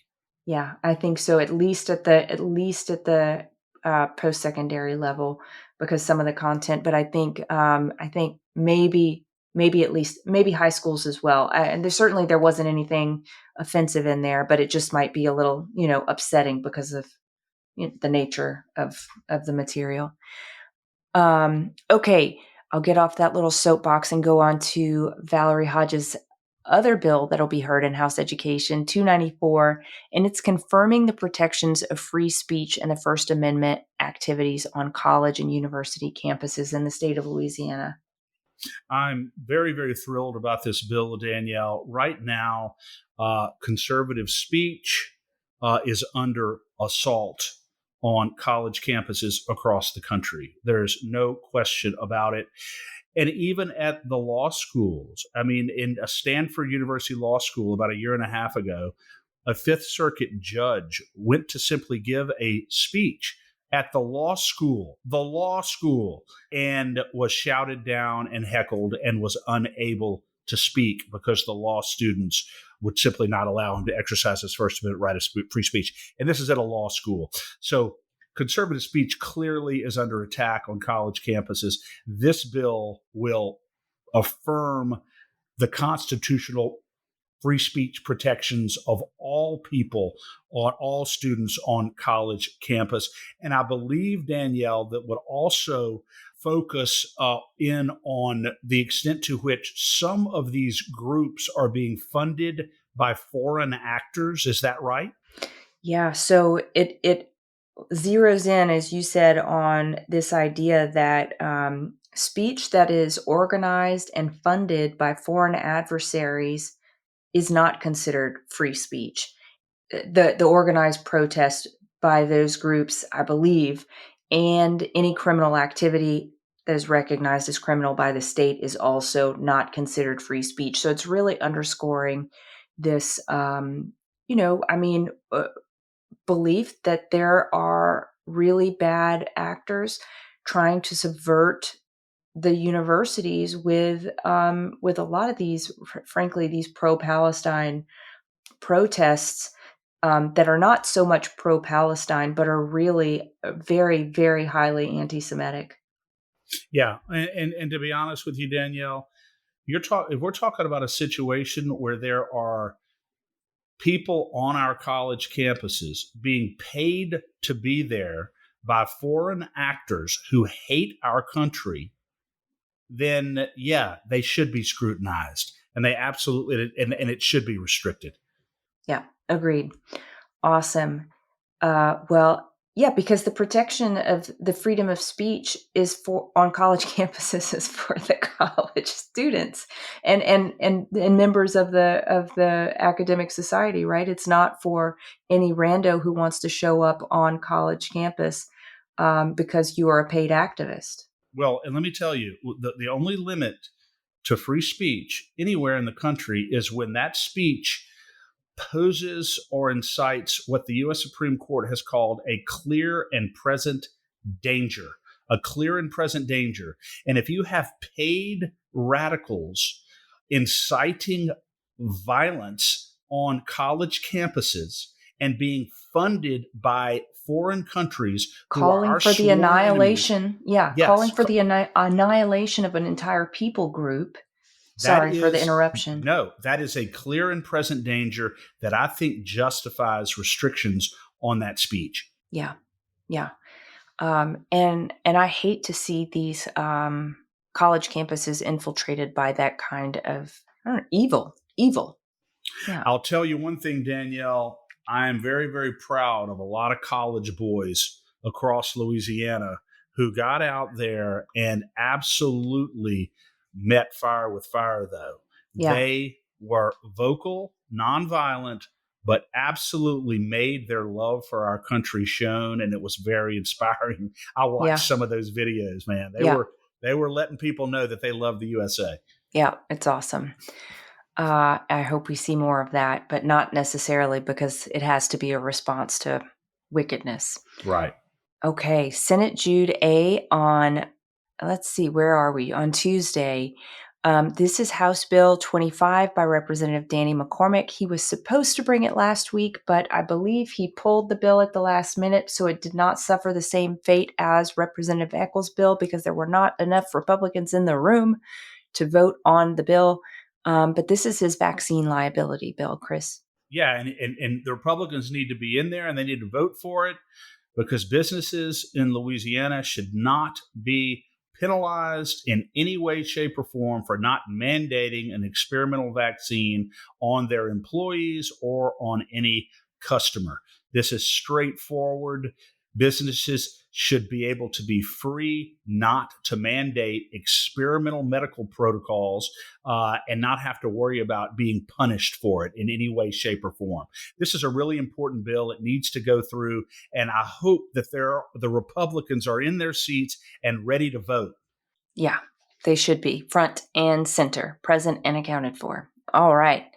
Next up, House and Governmental Affairs. This is Senate Bill 357 by Senator Seabaugh, and this is his bill that is related to the ending of public health emergencies as declared by the governor. Yeah, and this bill from Senator Seabaugh clarifies that it doesn't require both houses.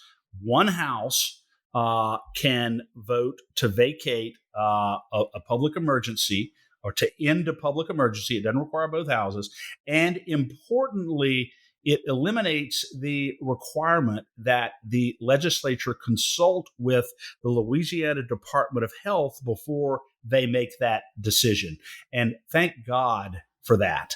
I don't believe that the legislature should have to be to consult with anybody in order to be able to bring relief to the citizens of Louisiana in a situation similar to what was going on during COVID.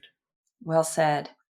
Okay, up for House floor debate on Tuesday is House Bill 312 by Representative Chuck Owen. This is one that we have been waiting to reach the House floor, and he is trying to make it so that ivermectin is available over the counter for sale without a prescription.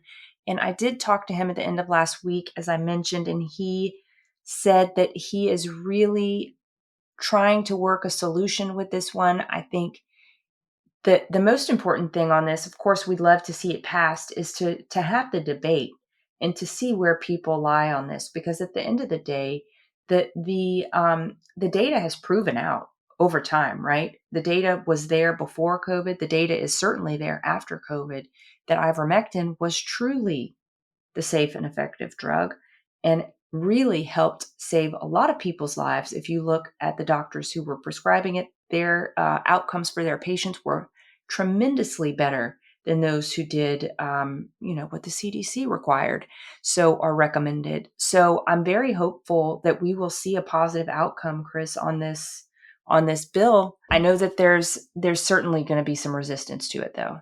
Of course, there are always going to be special interests that resist bills like this, because, well, really, it cuts out the doctor. It really cuts out the pharmacist. Well, I guess it wouldn't. I guess it wouldn't really cut out the pharmacist. Where you would just go. I guess you would go into a pharmacy. You would just buy it over the counter. But it would cut out the doctor. The doctor wouldn't make money off of it because they wouldn't be able to. They wouldn't have to prescribe it. But ivermectin, as you said, Danielle, is a very, very well established. It's been used throughout the world for a myriad of different ailments. And it's a harmless drug. From what I understand, very difficult to OD on it. And if people simply take it according to what the directions, why shouldn't they be able to get ivermectin over the counter? I don't understand the reason why they shouldn't be able to do it. So hopefully this will get through. Yeah, the sticking point for this that's going to make it a little more difficult than otherwise is that it is a scheduled drug at the federal level, and so the federal government regulates how this drug is sold. And so I know Representative Owen has what we believe to be a potential fix for that, which would be to have the public health officer at LDH sign a waiver every year like he does for, well, actually, I don't know if it's a he or she, but have the public health officer sign off on it every year like they do for Narcan to be a publicly available drug. So we'll see where it shakes out, but it should be a very interesting debate. And a very interesting vote. Yeah, it'll be a very interesting vote. Okay, next up, we have moved along to Wednesday, and the first one is in-house insurance. It's House Bill 957 by Representative Jordan. This one has just been moved around a bunch. We've tried to follow it, but it hasn't actually been heard in committee yet, and it is prohibiting vehicle manufacturers and distributors from sharing driver information without the driver's consent. It's a simple privacy bill. Very private, but a very important privacy bill. It is. Like what I call the black box information that's embedded deeply within the computer system in a vehicle, cannot be shared with any third party without the consent of the owner. And very, very important. We're talking about whether or not, a person accelerated quickly a number of occasions, or whether or not they had to stop suddenly, or even whether or not they went through a light while it was orange instead of red. Stuff like this that the little black box in new cars captures should not be disclosed to third parties unless the owner of the vehicle consents to it, because it's not something that resulted in an accident, not something that resulted in any liability for any person. So why should they have access to this information? They shouldn't, unless the owner of the vehicle agrees to it. And I think this is a good bill. I don't often agree with Edmund Jordan. In fact, it's very rarely that I agree with Edmund Jordan on anything, but I agree with him on this. Yeah. And Chris, as you were listing off those things that they may ding you on and send to your insurance company, I thought, shoot, if they if they track the number of times that I ride around on E, we would be in deep, deep stuff. All right, Exactly. but fortunately for me, my car is 20 years old, so they'll never know. They'll never know. Yeah. Your car's not the black box; it's the black hole. All right. Okay, Senate Transportation is the last one up on the schedule, and it is House Bill 652 by Representative Darrell Desautels. And this one we were looking at early in the session, and it has made a comeback. It is about ticketing and speed enforcement devices. Yeah, I'll just leave it at this on this one, Danielle. It doesn't prohibit these red light tickets anymore that you get in the mail. It doesn't prohibit this entirely, but it puts some significant restrictions in place in order to give notice to the driver. So a driver is not being ambushed where he's going 60 miles an hour and all of a sudden the speed limit goes to 40 or 45. And right then and there, he's clocked electronically for speeding, and he gets something in the mail, and he has to pay this speeding. No, because now they have to provide clearly visible warning signs like 1,000 feet before you get into that zone. So every driver will know you're coming into a speed zone here. And so no more ambushing of drivers with this garbage red light tickets. And I think it's a very good bill for that reason.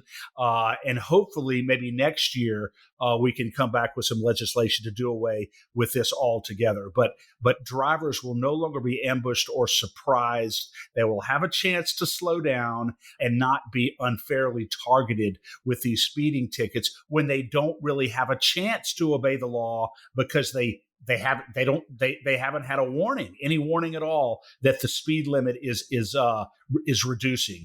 And the moment they see the speed limits reducing, they start to slow down. But guess what? It's too late because they're already getting the ticket. So This is a good bill, this should pass. I think it's very unpopular, these red light tickets in Louisiana.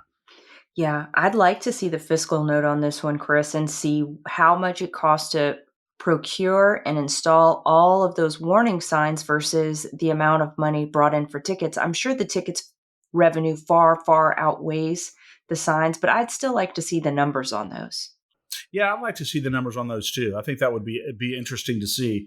But I just have a real problem with these red light tickets because honestly, Danielle, I have been in the situation before where I have been ambushed by these. I think going into Crotch Springs, you're going down the bridge, the speed limit goes from 55 to 35. You start to slow down, and by that point, you got a guy. By that point, it's too late. Yeah, it is. And, like we've said, we'd love to see these completely done away with, but it doesn't look like it's going to happen this session, but we're making good progress. So good progress. We'll take the progress. Okay. There's a couple bills quite a few bills actually, that we've been following that are pending House final passage, but don't have a date set yet. So these could come up for a vote pretty much any time this week or in the next couple of weeks. So we just want to flag them for you so you can keep an eye out for them. We will keep our eyes on them. The first one is Senate Bill 165 by Senator McMath, and it is his non-compete agreements. Chris, this one was specifically dealing with the medical industry. SB 165, and this is going to go a long way in doing away with these non-competes for doctors, Danielle. So when they leave the employ of a big hospital conglomerate, they can go and find another job in the same parish without having to move 3 or 4 parishes over or even out of state because they're subject to these nefarious non-compete agreements. So this will do away with non-competes. They cannot extend beyond the term of the contract. Very good bill by Senator McMath. We're obviously hoping that this gets through. Yeah. The next one up is Senate Bill 232 But, I have to stop and interrupt myself because I believe I saw a resolution, Chris, by Dixon McMakin that would continue the study of why Louisiana has such a hard time keeping and attracting specialist doctors. And I'm like, I don't think we really need to study it. I don't think it's rocket science why we're having a hard time keeping specialist doctors. I think it's probably something to do with non-compete agreements. I think it's probably something to do with the state of our education system. I think it's probably something to do with the state of our insurance. Like, how big of a list do you need? It's not just specialist doctors. They're one of many. If I talk to almost all of the people that we work with, their kids are out of state. Absolutely. And there's all kinds of reasons that you ticked off there, Danielle, why that's the case. But when it comes to doctors, I can assure you that a big part of the reason why they're not settling here in Louisiana is because they are wedded to these non compete agreements when they go and work for a hospital conglomerate for 3 or 4 years, and then they quit, or the contract expires and they want to go do their own thing, and they can't for 2 years because they're subject to these non-competes. So they have to leave the state to go be able to support their families. I hate non-compete agreements. I don't think they should exist. Now, there was a point made by Senator McMath when it comes to the highly technical specialists, like your pediatric neurosurgeons and doctors like that, where the hospitals invest a lot of money in these folks and invest a lot of money in the state of the art equipment and all the things that they use, the tools of their trade. And sometimes these doctors will come in and work for a year or whatever for them, and then they want to leave. And the hospital has not gotten their investment back, or really gotten their money's worth, what they've invested in them. And I kind of understand that. But when it Yeah, but comes to extend you the know, contract term. Just extend the yeah, contract term. Make the contract pay out what yeah. they owe you. I And mean, yes, in other words, there should be no circumstance in which a non-compete agreement extends beyond the term of the contract. That's what I'm trying to get Senator McMath to do in every circumstance. I think he's close to getting that done. A simple rule: a non-compete agreement cannot extend beyond the term of the employment contract. That would solve the problem. yeah, yeah, okay. All right. Sorry for my little rant there. Okay, Senate Bill 232 by Senator Abraham. This one is providing for the establishment of gold and silver as legal tender. Chris, I mean, all this is doing is saying what the state of Louisiana agrees or acknowledges the United States Constitution's declaration that gold and silver are our currency. I think so. Yeah, I mean, it seems a little bit superfluous because gold and silver are already legal tender. But I think that maybe this bill is sort of inching us a little bit closer to being able to establish gold and silver as transactional currency in Louisiana. So it's obviously not a bad bill. I'm not sure it's entirely necessary. But look, anything that further solidifies our right to deal in gold and silver, I'm for it. Yeah, well, I'm not going to be down on it at all. No. I really do think that this is moving us in the right direction, and of course, we hope to see Senator Hodges' bill get brought back up. But I think that this will be a great, great step in the right direction because we need to be able to get out of fiat currency if we want to, right? If we need to be able to buy and sell with gold and silver if we want to in the state of It, Louisiana. it is our right to do so, and we do not need leaders and legislators standing between us and the exercise of a right that we have. They're not our parents. They're not our guardians. And we should be free to make those kinds of decisions on our own without any impediment from our government. And hopefully we will get to that point soon. Yeah, I hope so.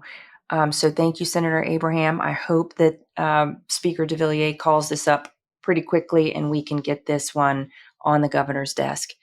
Okay, the next couple bills. Senate Bill 101 by Senator Miguez. This is going to prohibit ranked choice voting and instant runoff voting. We've been following this for a long time now. It seems like it's been pending before the House for a minute. We need to prohibit ranked choice voting in the state of Louisiana. One person, one vote is what it should be.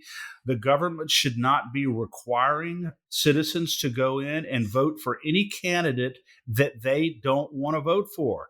And they shouldn't have to vote in some hierarchy. This is for number one, this is number two, this is number three, this is number four. It is a violation of our right, fundamental right to vote. If we have a fundamental right to vote for who we want to vote for, then we have a fundamental right not to vote for who we don't want to vote for. And the government should not be requiring us ever to vote for any candidate that we don't want to vote for. And that's what ranked choice voting essentially does. One person, one vote. That's what we should be doing here in Louisiana. And Senator Miguez, I'm very, very happy that he's bringing this legislation. I don't want to run out of time. We got to get this through and get it signed. Yep. Now, speaking of another bill that we don't want to run out of time for is Senate Bill 133 by Senator Thomas Presley. This is his bill that says that the WHO, UN needs to get their nose out of our business. This is arguably, certainly when it comes to health protocols in Louisiana and state sovereignty here, this is the most important bill of the session. There's no question about it, because it is basically telling these international health organizations, you're not going to tell us what to do here. You're not going to govern us. You're not going to give us the heavy hand. We have our sovereignty, and we, under the 9th and 10th Amendments of the United States Constitution, will make our own healthcare decisions. Our legislature, our government will make those decisions, not you. And I don't know. I mean, I don't think there's any danger at this point of the bill not getting a final vote. But if another few days goes by and this is not scheduled, then Danielle, we're going to be raising some ruckus, because it's that important. Yep. And the last one up is Senate Bill 208 by Senator Miguez. And this is his bill prohibiting sanctuary cities, basically. Yeah, no illegal immigrants are going to be able to come to Louisiana and be provided harbor and protection by our government.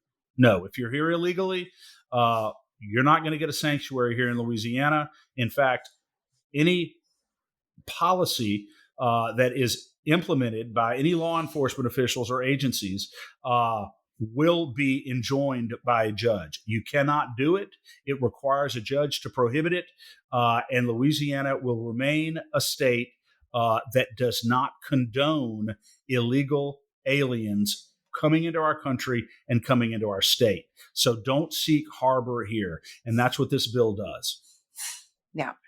All right. Well, that wraps us up for this evening, Chris. We have a pretty big week ahead. I think a lot of the bills that we're looking to see don't have a date scheduled, as I mentioned, but there's quite a number of ones that we are going to see have final passage this week. And we're really excited to see some of these start moving to completion, move to the governor's desk. And I'm really ready to start seeing the fruit of this conservative legislature, conservative governor, on behalf of a conservative state of Louisiana. I'm extremely excited about where we are, what we're doing. I'm excited about seeing a lot of this good legislation signed into law. And we're getting so close. But now is no time to let off the gas. We have to keep our foot on the pedal, keep moving forward, keep bringing this information to the attention of our listeners, and keep putting very healthy pressure on our legislators to do the right thing. And they will do so. And I'm confident that our governor is going to be happy to sign most of this legislation into law. I'm just thrilled to death about it. Every day that passes, Danielle, where we're making measurable progress on all of this legislation, makes me happier and more excited, almost as excited as I will be once this legislative session is in the rearview mirror, Seriously. and we have accomplished our objectives and our goals, and we're reminiscing about all the great things that we did. That'll be a happy day for sure. But until then, Danielle, I simply want to thank our listeners to the State of Freedom. Only because of the support and encouragement of our listeners across the state are we in the position that we're in to be able to bring all of this information to citizens in Louisiana and to be able to advocate for good constitutional legislation, good conservative ideas, to have the guests we have on our show. We are becoming the voice of constitutional freedom in Louisiana, and it's only because of our loyal listeners and subscribers and supporters to the State of Freedom. Yes, and if you'd like to support the State of Freedom, you can do that at freedomstate.us or P.O. Box 861, Berg, Louisiana 70343 if you'd like to send a gift by mail. And also, so continue to support us at LACAG. This is, these two places, the State of Freedom and LACAG, are where so much work is being done on behalf of freedom, on behalf of the citizens of the state. And please do support us over at LACAG as well. That's www.lacag.org. You can join us, become a member, just be in close touch with us about what's important to you, what pieces of legislation you're following. You can hear from like-minded patriots who are on a private chat group that we have. So there's a lot there if you're looking for a group of like-minded people to be in touch with and to be able to bounce ideas off of and share information with. That's what we're here for. So Chris, give us the P.O. box as well if people want to give a gift by mail to LACAG. LACAG, P.O. Box 64952, Baton Rouge, Louisiana 70896. It is a privilege to be able to be a German Shepherd in the legislature, to be tenacious for Louisiana citizens. I make no bones about it, Danielle. LACAG makes no bones about it. Our loyalty is to God, to the Constitution, and to Louisiana citizens. That is it. We take no money from special interest groups. We are sustained and supported by ordinary citizens across the state of Louisiana, and we will continue to build your trust and continue to be loyal to you and to you alone. So please put us on your list of people to support and join. And as Danielle said, join our Signal group. You will enjoy it. You will feel like you are part of a great family of love, because we love one another and we support one another. We are not in the business of undermining other groups, attacking other conservatives. We are in the business of building each other up and advancing the cause of freedom throughout the state. And that's all we want to do, and give glory to God. And as long as we continue to do that with your support and your love and your prayers, each and every day, no matter where we are, no matter what we are doing, we will take another grand step to preserve the state of freedom in Louisiana. Yes, we will. Amen. Have a good night, Chris. You as well. Thanks for listening to The State of Freedom. To stay on top of all the calls to action we mentioned today, just check out the show notes for the episode. If you'd like to support the show financially, visit our website at freedomstate.us. If you'd prefer to give by mail, you can send a check to the State of Freedom, LLC at P.O. Box 861, Berg, Louisiana 70343. If you own a business in Louisiana and are interested in supporting our show by advertising, please email us at info@freedomstate.us. To get involved with Louisiana Citizen Advocacy Group, visit lacag.org, LACAG.org, or email Chris at chris@lacag.org. If you're enjoying the podcast, please subscribe and share it. Give us a 5-star rating in the reviews. Thanks again, everybody. We'll see you next time.